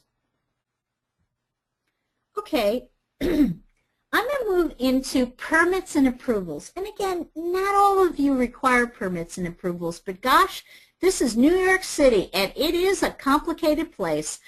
Every big city, every big municipality has these elements that there are permits and approvals related to doing project work. Sometimes it's structural, sometimes it's environmental. So what we're asking you to do, because it is an important part of whether you can feasibly implement your project in the time period you projected to do, is that you really make sure that you research and have your ducks in order on any permits and approvals that are required. You may not have the approval in hand at the time you apply. That's fine. We do want to know that you've really planned for it. You understand how long it takes or short it takes or what's required. And so, because that's how we look at your feasibility. So again, this is why I started with the evaluation factors when I did this presentation, because they become an important reference source, and you'll see why they're set up and how this application is set up to allow you to give us information to support that evaluation. The big green arrow says push the add button, and that actually takes you to the permits and approvals page. I do want to point out other two important facts on this page for you. If you look to the left, you'll see the arrow points to help. Every single page of the online application system, like the permits and approvals page, has a help page that's keyed specifically to that page. So say you were on the budget page, it would give you information keyed to how to fill out the various budget line items. Or for permits and approvals, the type of information that we're looking for permits and approvals. So it's really nice if you're not very clear about what's being required if you hit that help function, and again, it's keyed to the page. The other thing that I wanted to point out to you, and if you look to the center of the PowerPoint slide, it says, for technical assistance, contact us via email or phone at 202-595-2497. This appears on every single page of the online system. So suppose it's 9 to 5, and John's around. You could always send John an email, but you're right in the middle of doing the online preparation of the application. You could click on that email, provide your email address, it's actually formatted to do it, indicate what the problem is, and send it along. And there's someone that monitors during business hours emails and telephone calls regarding problems that you might be having in the online system. The PDF is taking a long time to upload, or I've locked myself out of the Easy Grant system. Can you help me? John is available to help you, but on every single page you do have this email link and this telephone number. After 5, maybe you're working at 9 o'clock at night, you send the email and then somebody's going to look at it the next day unless it's a Saturday or a Sunday. So in that way, we do provide you with additional support. We've assigned John to this because you're new applicants, and it's nice to have somebody to have that one-to-one with. But I can tell you, our Easy Grants online system help is very good, and they're very responsive. Okay, let's go more into the permits and approvals. So you'll see, if you look to the first arrow, green arrow, you look to the left, you always know where you are in the Easy Grant system because that left column of home, main, contact information, project information, what's ever highlighted in blue is where you are in the system, and you can jump around. Now for the permits and approval description, the types of things you might want to say would be Army Corps of Engineers General Permit. So that's, you're telling us the type of permit that you're seeking. The status, that pull-down menu indicates things like applied for or plan to apply. Agency contact person, some of you may do some pre-consultation, and perhaps you're talking to Susan Maresca, Region 2, Department of Environmental Conservation. Now, I happen to know that Susan does permits for Region 2 on environmental permits for DEC. So maybe you put her name down and her agency, or maybe you put TBD, to be determined, DEC. Anticipated submittal approval date. Well, you're going to wait perhaps to submit your permits until you get your 100% engineered design, because you know that's what they need, or they need you, or you need some other component. And you're planning to do this 6 months into the project. So a permit activity would be a major activity that you put in your work plan, and you may indicate it's going to take 3 months to do, and you're going to do it 6 months into the project period. But here's your other opportunity to indicate when you think you'll be able to get your permits, because if you're doing a major structural installation that's involving multiple agencies and you're not doing it until month 12 of a one-year project, then we're going to question the feasibility of what you're planning to do. So this is the type of information that would need to go in your permits and approvals page. Okay, John, any questions at this point? Because I'm going to shift to the budget page. We do have one, and okay. I guess you can kind of, this is from Aaron. And she's asking, so they apparently, it's the monitor school. Yes. So in the pre-proposal, they did not have a fiscal agent. Okay. Actually, you know what? Yeah, I know about the monitor school. This is, Aaron, type this response to John. Is this for PS, is for this for the Aqualab?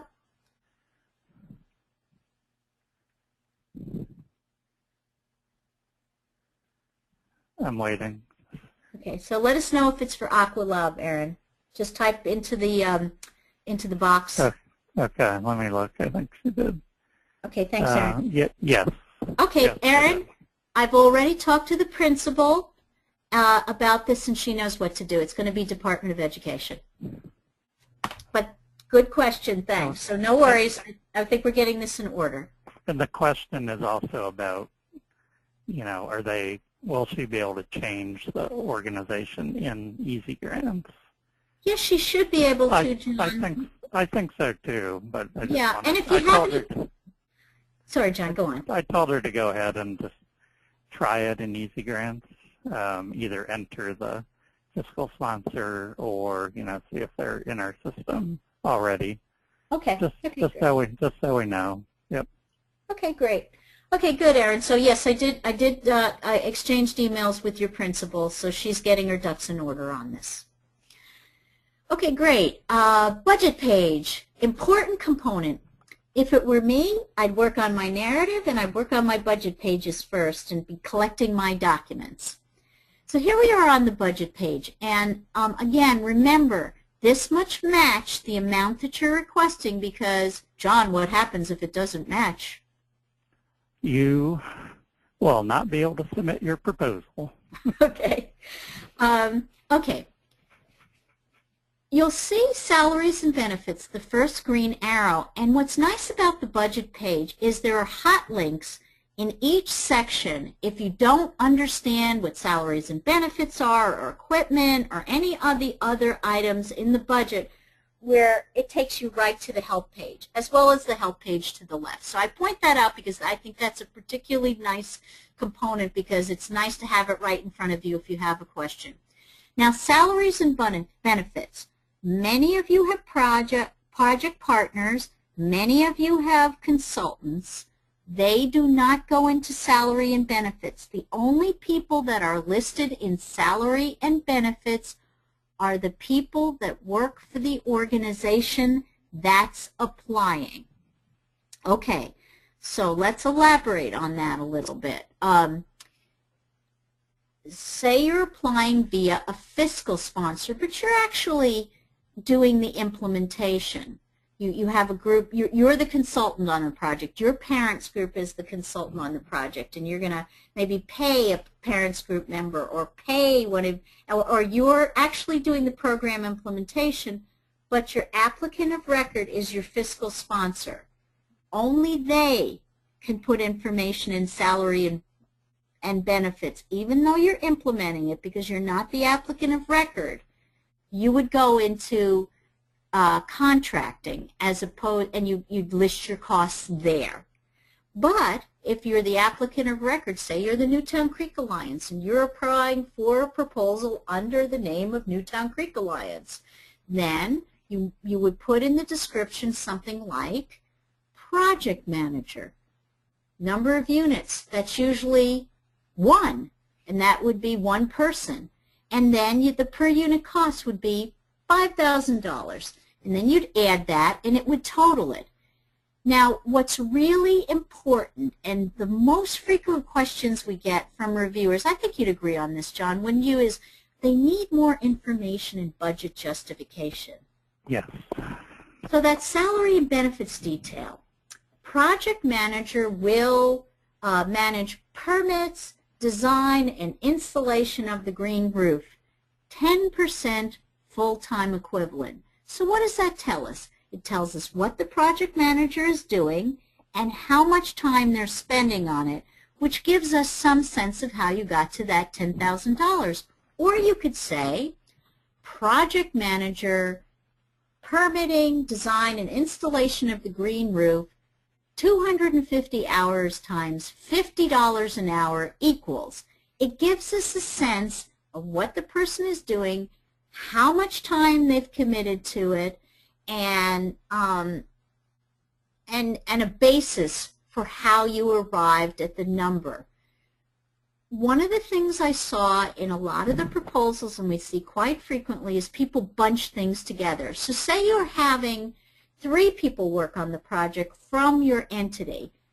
Every one of those individuals gets a line item and a budget justification. I will also say that relative to supplies. Somebody asked me yesterday about installation of a green roof. They said, well, you know, we're going to buy plants and soils, and then we've got these containers, and we need the media to roll out. Can't we just call that a green roof system and say it's going to cost $5,000? No, you can't. You have to break it out into budget line items. So this is a good moment to talk about equipment versus supplies. So you'll see the second category of the budget is equipment. So you all understand salary and benefits are only allowed for the people that are working for the organization that apply. If you don't work for the organization but you're a partner, then you could put yourself in the contracting section. Equipment. Equipment is any line item that is $5,000 or greater in its unit cost. That does not mean 5,000 pencils that cost $1 each that ultimately equal $5,000. It's a boat, a water quality monitoring big thing. You know, it's just something that costs $5,000. A Caterpillar tractor, the unit cost of the item is $5,000. Supplies are things that cost under $5,000 as a unit cost. Water quality testing material kits, $15 each, and whatever number you're buying. So that's the type of information you would put.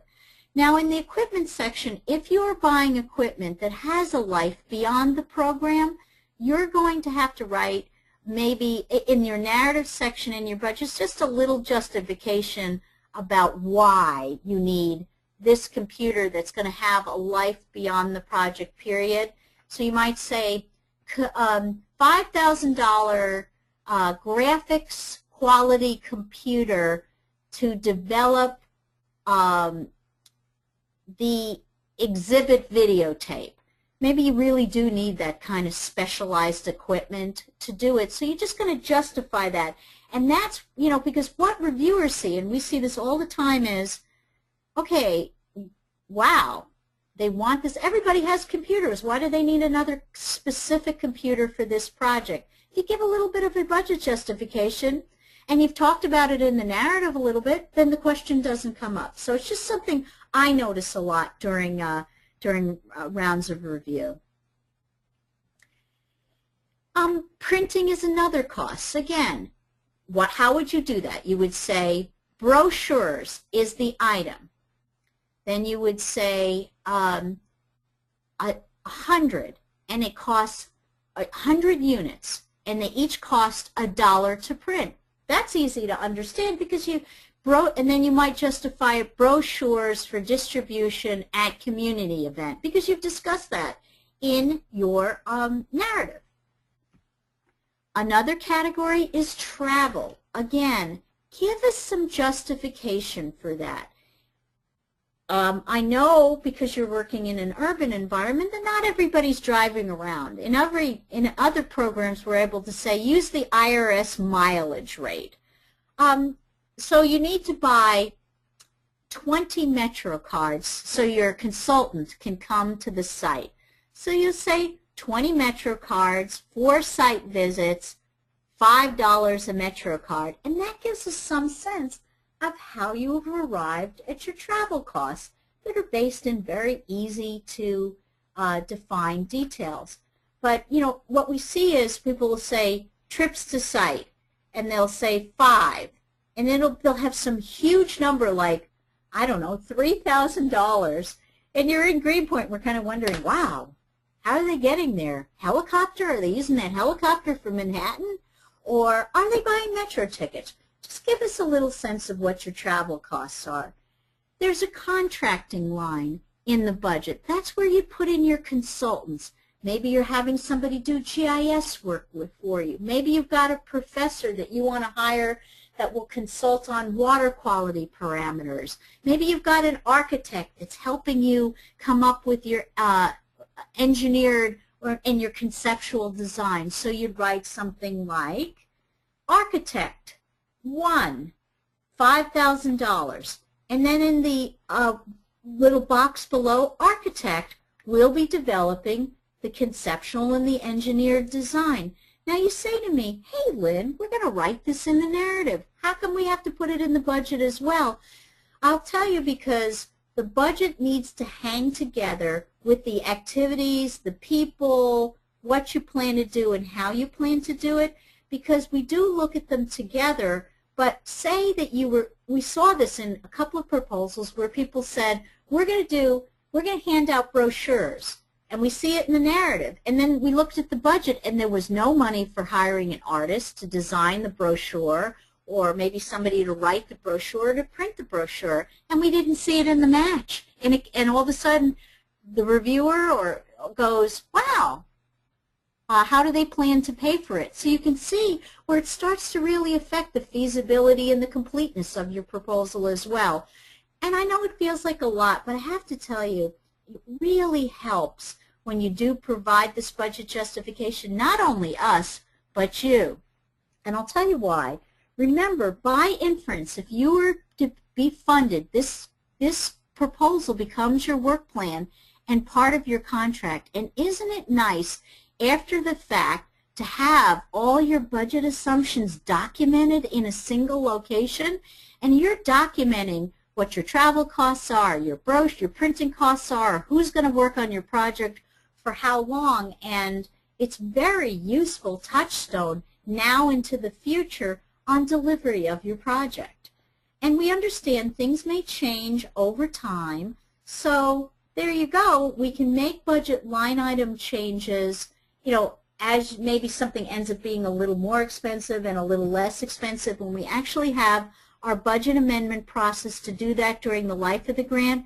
But it's good to have as good a sense of this up front as you can, because we can't give you more money. The amount that you're requesting is what we're going to aim to give you. So if something ends up costing more money and your grant is $100,000 and has $10,000 more, we can't give that to you. We can only give you the grant amount. So giving the right, getting as close to your budget, I know you'll need to make assumptions. You'll go out and maybe talk to consultants and get what their costs are, and you're going to do the best you can, but we cannot raise the grant amount after the fact. The other thing that I know some other grant programs request this, so I want to avoid this confusion. We are only looking for in this budget what you are asking for from the Greenpoint Community Environmental Fund.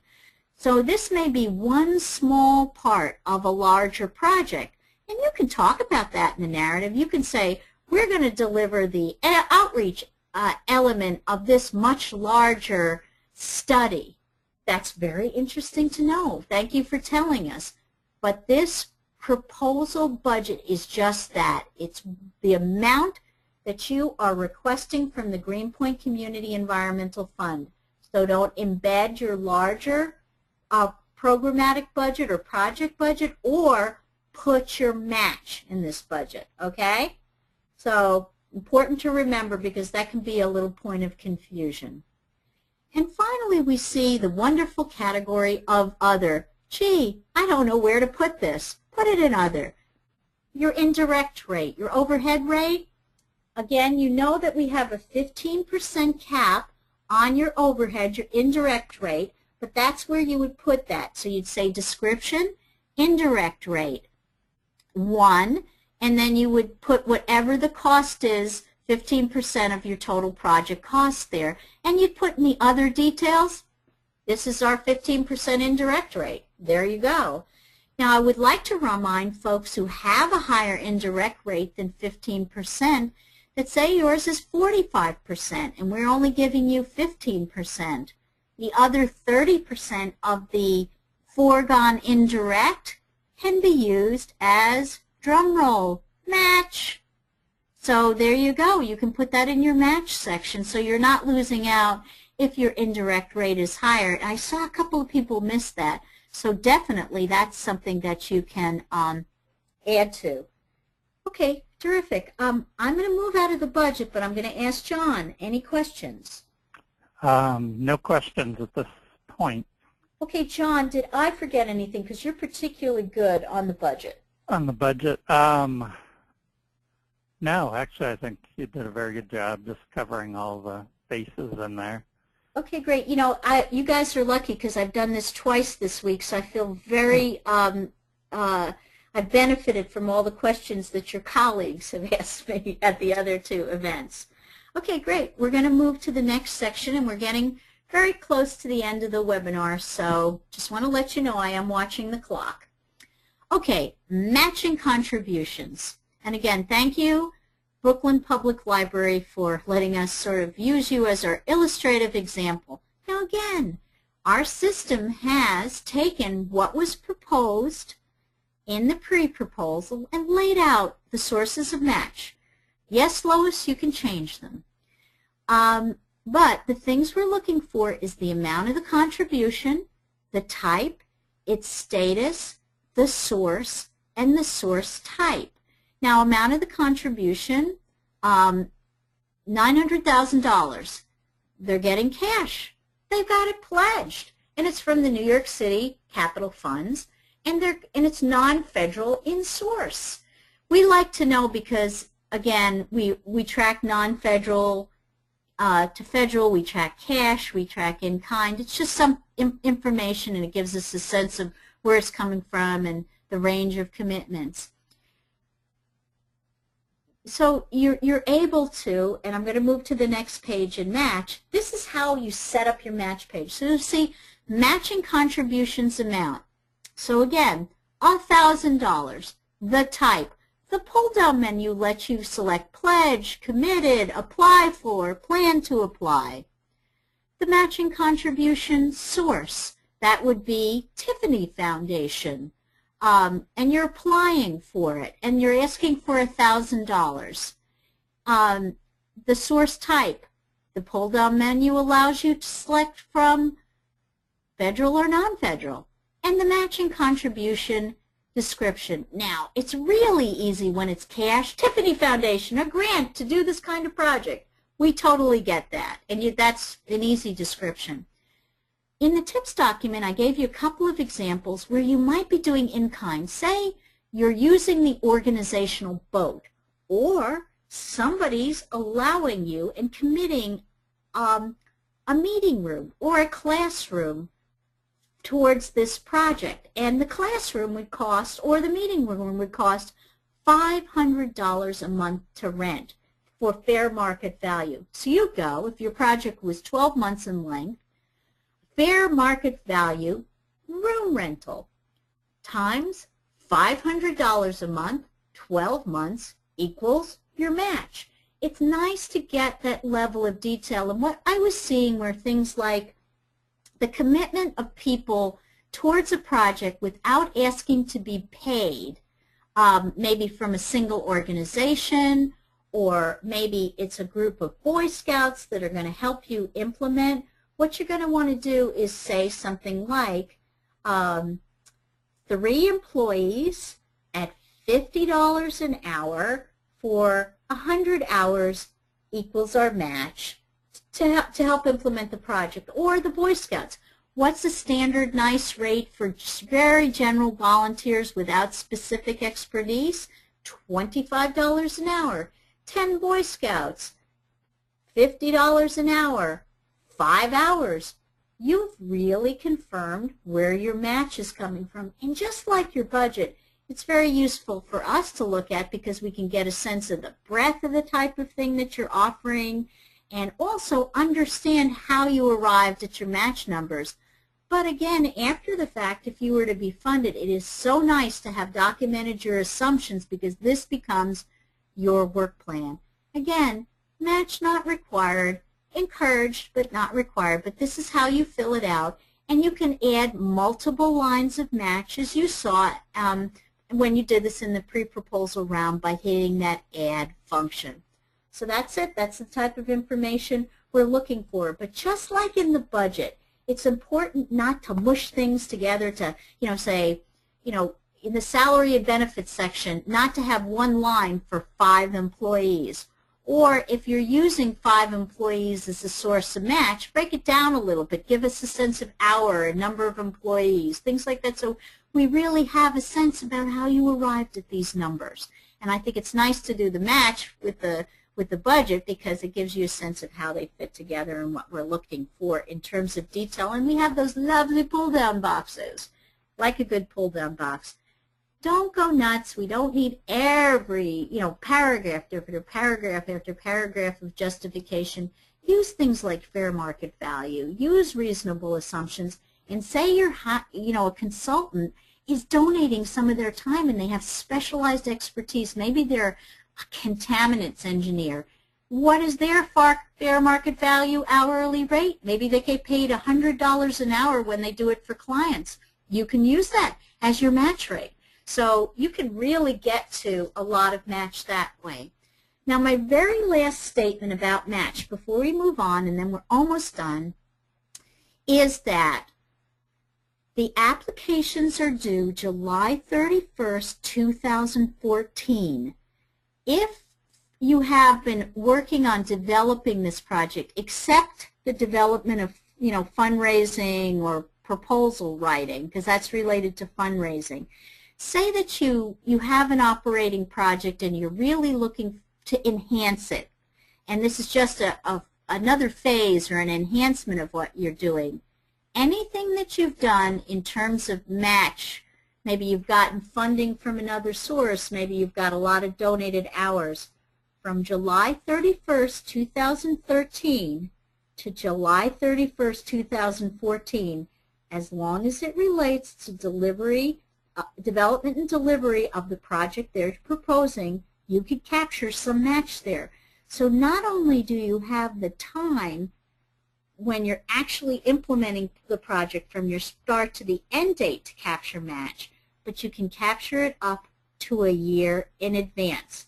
The only other proviso on that is that you would not have used that match towards another grant. Say you were funded by National Oceanographic and Atmospheric Agency to do this project, and you got $50,000 in match from the Tiffany Foundation between the period of July 31st, 2013 to July 31st, 2014, and you used it as match to NOAA federal funds. You wouldn't be able to use it as match for the Greenpoint Community Environmental Fund. That's generally the rule around match. You can only use it once, but it gives you a much longer period to capture match.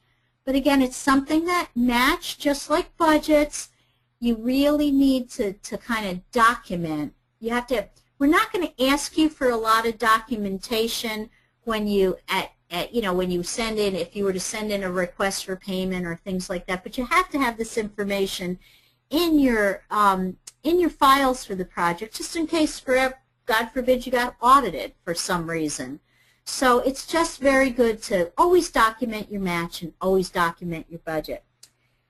Before I jump out of this section, I'm kind of stepping ahead of us a little bit if you were to receive a grant, but it's kind of worthwhile for you to know, I think, because I know for entities with cash flow challenges, or they need to have the money in the hand before they can absolutely move forward. Let me tell you a little bit about the way we fund our grants. Now say, yay, you got a grant from the Greenpoint Community Environmental Fund for $100,000. We would not write you that check on the first day. First off, we would have to contract with you.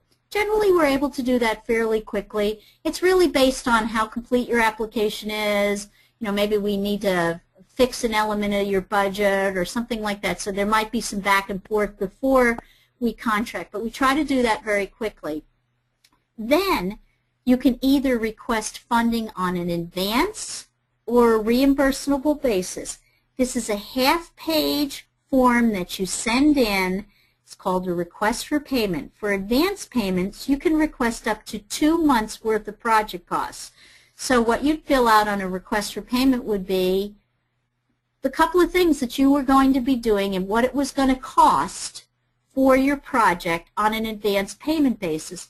Many people can't do that. Many entities can't do that. Municipalities seem to have trouble with that, and educational institutions. A lot of times they'll only work on a reimbursable basis. So you'll incur those costs and you'll ask us periodically for reimbursement. Again, it's generally a half page to a page in length, a couple of bullets, and you're justifying your request. We're not asking you for receipts or anything at that point in time, but I wanted to let people know because how they're communicating with their fiscal sponsors or what they're planning for in terms of their staffing and all of that, that's generally how funds are paid out. The only other caveat for you to know is there is what is called the 10% holdback. We hold 10% of the grant back until such time as you give us your final financial and programmatic reports and they're approved. So we actually tell you when those are approved and we give you the deadline for it. And as long as you get them in and they're complete, we don't want to sit on the money. We want to give the money to you. But we have to tell you as experienced grant makers, and John knows I'm blushing because I have a late report, but so I feel your pain. It's our incentive for you to get your final financial and programmatic reports in, and so I just tell you that because I know it's important for your planning purposes to understand that.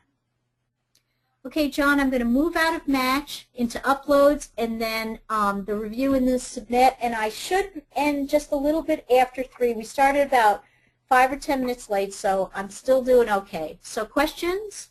No questions right now.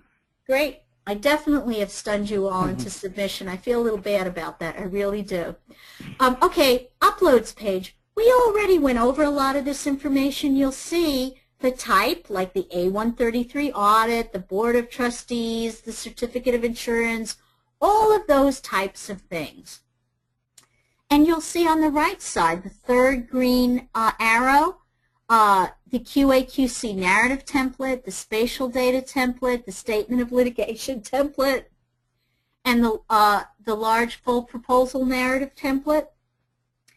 These are downloads out of our system. They're templates. You can just put them in your C drive and your GCEF fund application file and just complete them.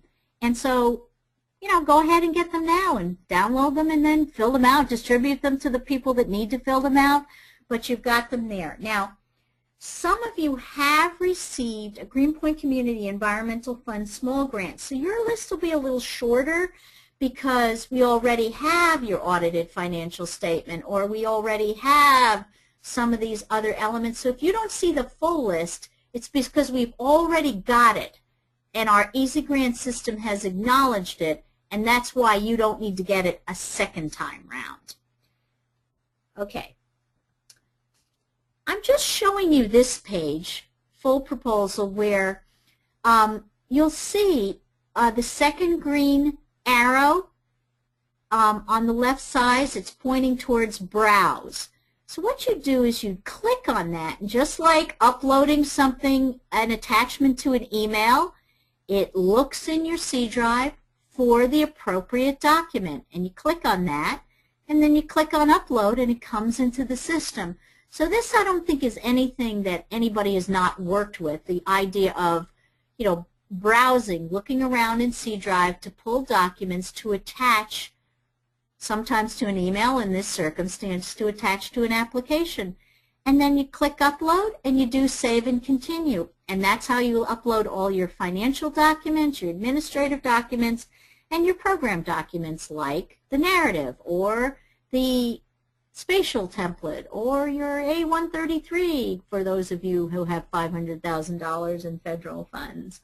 Anyway, so that's really the way the Uploads page works. And what's nice about it is right there is the list of things that you need to collect.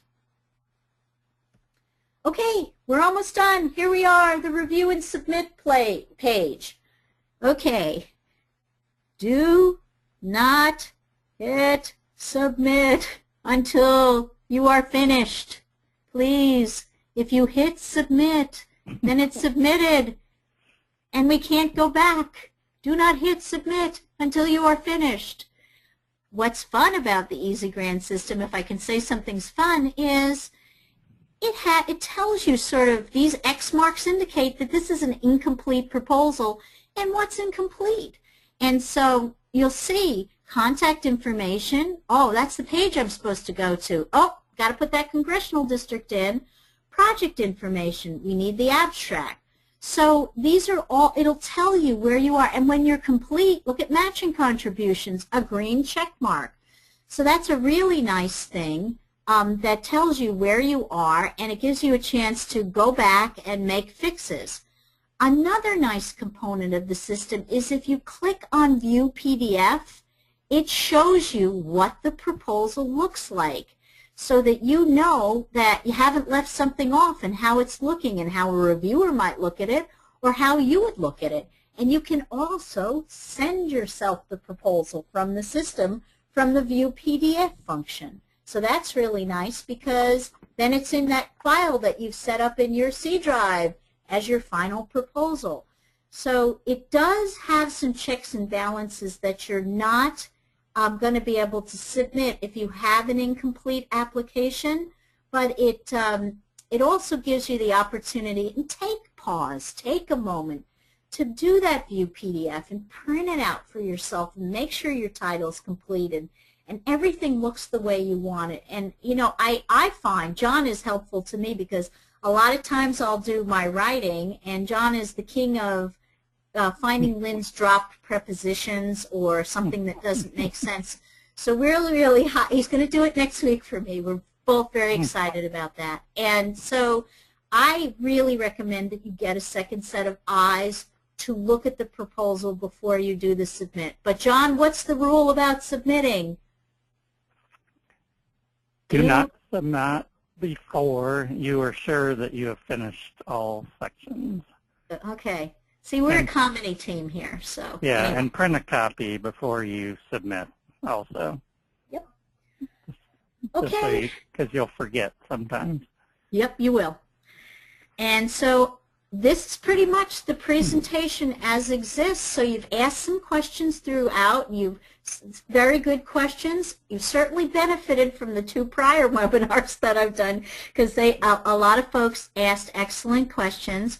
And the only other thing I just want to remind you about is we want this to be a transparent process. So we will be uploading onto the Greenpoint Community Environmental Fund webpage information about your projects, its number, the applicant, a short description, what you're requesting in terms of award, the match, the key contact person's name, email, and telephone number. It's in your application package, but we just thought we'd take note of that because during the first round, we hadn't actually made the decision to do that and sent out emails, and it seemed to have caused a little confusion with folks. So I just thought it would be worthwhile to mention that to all of you, that we will be publishing general information and contact information about your proposals. Not until the time that you actually submit the proposals, because we don't know. Maybe you're going to decide that you're not going to go ahead on the project, so we don't want to put that up on the web till we get your applications in. And we have your updated descriptions and things like that. So it won't be in the short term, but I did want to mention that. So on that note, John, do we have any further questions? We do not. Okay. All right. It's going to be this webinar presentation recording will be on the web page next week, as well as the PowerPoint presentation. We're happy to talk to you at any point about your proposal. I'll probably be arranging calls with quite a number of you to give you feedback, and we wish you a very good weekend, and thank you very much for your patience and hope that this has been beneficial to you. All right. Thank you. Okay, bye-bye.